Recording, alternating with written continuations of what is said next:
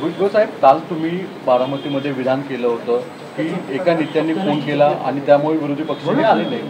तो मग आज तुम्ही तिथे गेलात, त्याच्यामुळे एक राजकीय चर्चा थेट सुरू होते की भुजबळ खरंच पक्षांतर करू पाहतात का, स्वगृह जात आहेत का? हा राजकारणाचा विषय नाही. आणि मला जे सभागृहात झालं, जे काही लोक बोलले ते मी तिथे बोललो. आणि मी मग परत तुम्हाला सांगतो, ना मला राजकारणाची पर्वा आहे, ना मंत्रिपदाची, ना आमदारकीची. राज्य शांत राहिलं पाहिजे, गोरगरिबांमध्ये दुफळी निर्माण होता कामा नये, हा त्याच्या पाठीमागचा हेतू आहे. आणि त्याप्रमाणे मी ओपनमध्ये सुद्धा बोलतो आणि साहेबांबरोबर सुद्धा बोलतो. आणि मग मी सांगितलं, यासाठी मला आणखीन कोणाशी जर भेटण्याची जर इच्छा झाली आणि मला तशी परवानगी भेटेन त्यांना जाऊन.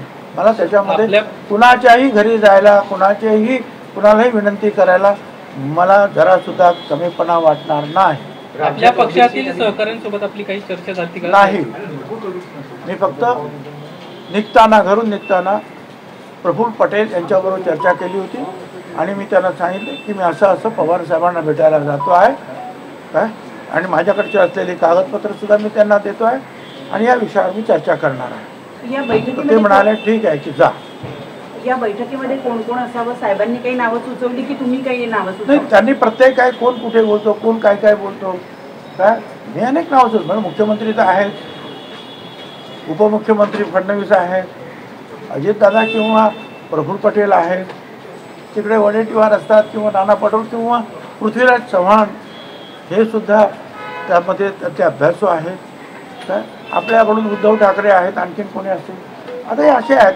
आता किती लोकांना बोलवायचे, कुणाला बोलवायला पाहिजे हे तुम्ही ठरवा. मला असं वाटतं की 2-4 लोकांनी बसून जे आहे याच्यावर विचार विनिमय करा.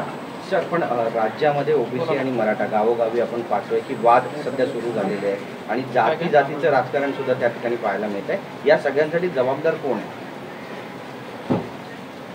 हेच तर जे आहे, हे जे वातावरण पेटतं आहे जातीमधलं, ते शांत राहावं म्हणून तर सगळ्यांनी एका मुखानं एका आवाजात बोलावं, सर्व पक्षाच्या नेत्याने.